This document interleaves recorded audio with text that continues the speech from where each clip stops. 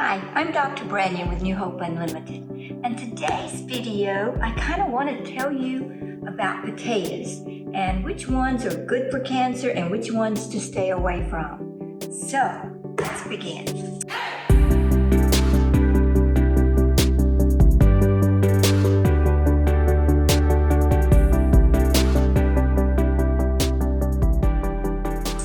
First of all, I want to tell you that we have seen thousands of cancer patients and their families. And one thing that most everybody does now is they'll get on the internet and look to see what Dr. Google thinks and what Dr. Google says. Well, that's not always a great thing. I'm going to ask you to please limit your internet time because I want you to stay away from the negative. You are not that group of people that they're talking about. You may be different. And if you keep a good mindset, that means you can be different.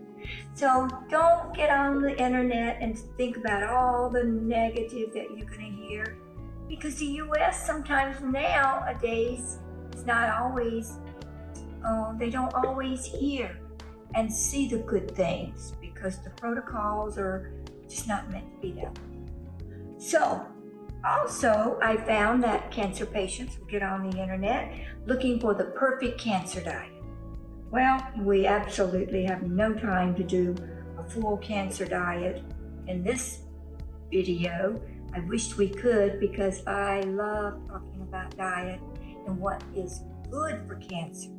And once again, you cannot believe all those cancer diets. You can make yourself even sicker. Patients can become what they call cachectic. That's a word for cancer patients when they're malnourished, getting malnutrition and that sort of thing. That's a whole nother story, and hopefully one day we'll get to that. But today, I want to talk about potatoes.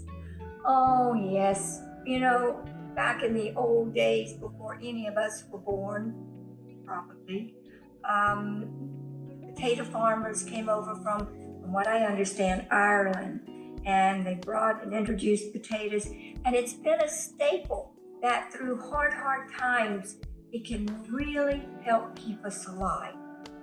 But now, things have changed, of course. Potatoes are not the same potatoes that they used to be in the old days.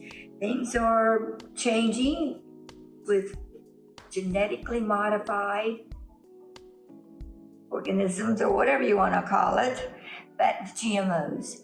So even the potatoes, the white potatoes, are not the same, unless you've got a good old farmer you know.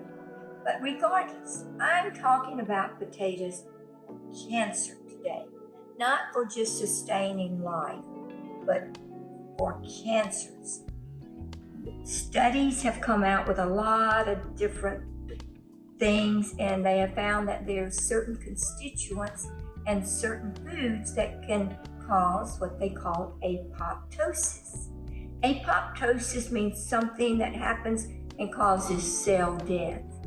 Now, we want apoptosis. We want that cell death. And so they have found scientifically that there is definitely constituents in certain foods that do it. So let's talk about what are the good potatoes and the one we need to stay away from. Well, let's talk about the one we need to stay away from first. The good old, I guess you would call it Irish rustic potato. It looks like this. I haven't bought one of these in a long time, so I had to go to the grocery store and buy one.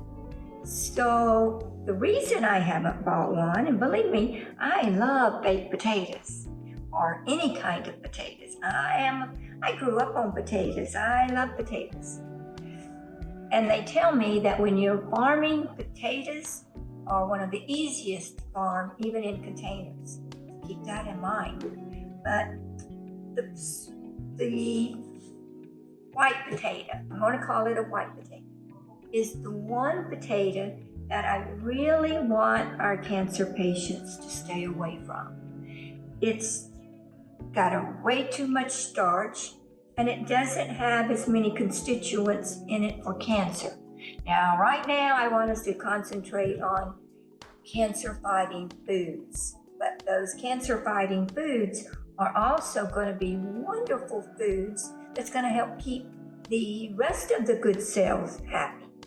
A white potato, what happens when you peel it? Pretty much quickly, if you're peeling a bunch of potatoes, like you're going to boil potatoes, and you peel them and you set them down, by the time you might be through, you pick it up and it looks brownish, purpley brownish. That's because it's a lot of starch. And what is starch? Starch is going to break down into glucose. Now, I'm not going to say sugar because sugar is a word that is very much slang in the U.S. Glucose and table sugar is two total different things. And I hope to give you a lecture on that real soon. But glucose, we need glucose. But glucose is in every one of our God-given foods because he, our Creator, actually knew that we need glucose in order to get the brain to work. The axons and the neurons won't fire unless they've got enough glucose. But now let me tell you, this sweet potato has way too much glucose. And when the starch breaks down into glucose, then that's when we can get a glycemic index problem. Glycemic index is a little bit more than I want to describe in this video because we just don't have the time.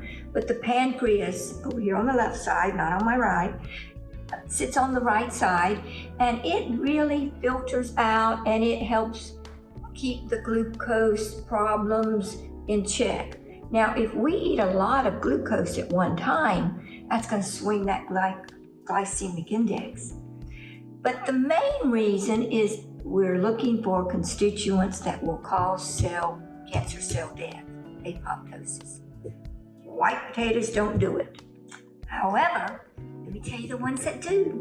And they are just as great as the white potatoes once you get used to using them. But before I get into the ones that's going to be the substitute for the white potatoes, I want to tell you the really great news. There is studies, first came out of Japan, but there's more and more studies. The first studies showed that sweet potatoes proved to break off the blood supply that cancer cells will create to reach the patient's blood supply, because cancer cells scientifically need two things that it really wants to eat to stay alive. Now that's going to be table sugar, refined sugars. We'll talk about that again sometime. But it also needs patient's iron. So it will create its own little blood supply to kind of like finger into one of the blood supplies for real blood supplies that the patient has. Japan and a few other studies have proven that sweet potatoes have constituents in it that will break off, destroy those finger-like blood supply that the cancer created in order to reach that blood supply. It's not going to harm your good supply because that's a natural supply.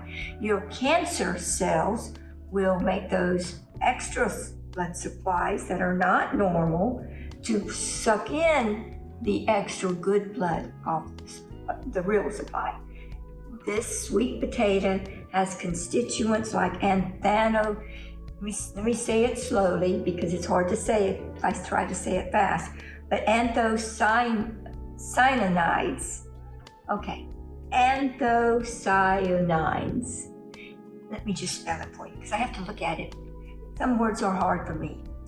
anthocyanins.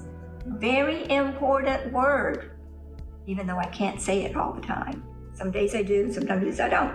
But very important word. Any any foods that have that in there, you want that, okay?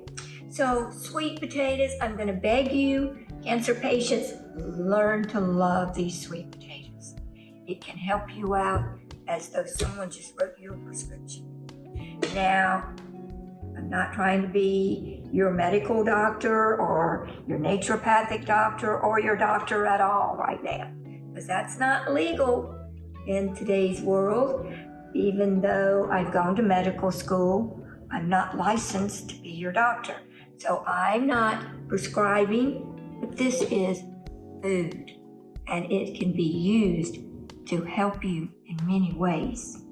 Now, remember, the white potato we're gonna let go of, but let's think about red potatoes and purple potatoes. Oh, learn to love them.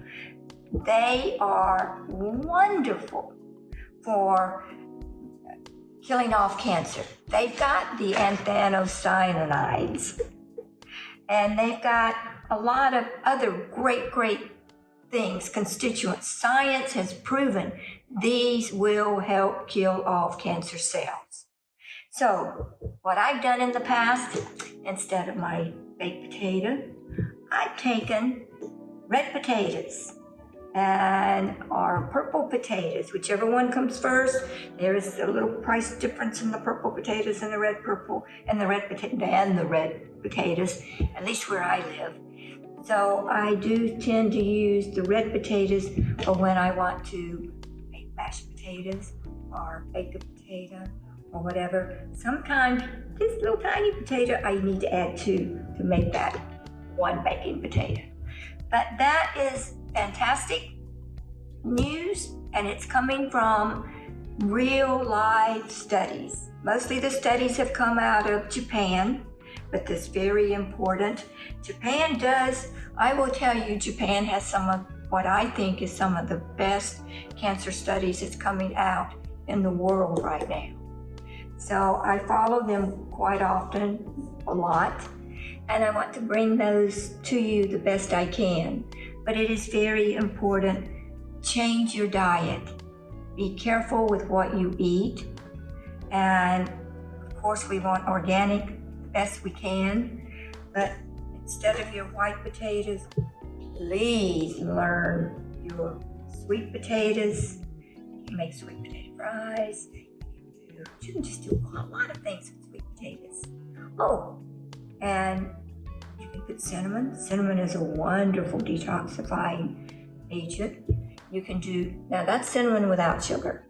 You can put a little bit of organic butter, or do what I do, good extra virgin olive oil.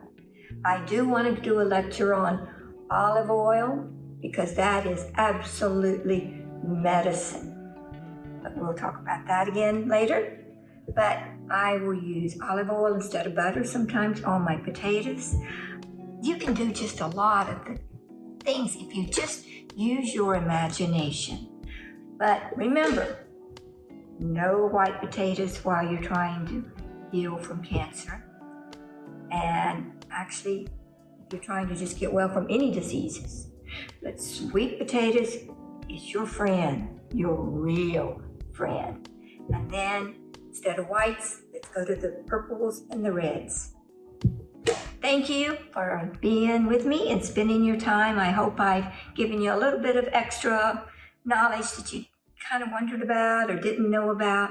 But the main goal is to do something to help you fight your cancer or to help you healthy people to stay healthy. And now I hope you will take this and take it with you and tell others so that they can get healthy and stay healthy. Remember, love yourself. Tell yourself out loud you love yourself, and try to tell 3 people each day that you love them, because it's scientifically proven. That will help your immune system, it will help you feel better about yourself, and it will definitely help others. Thank you for being with me. Love you guys.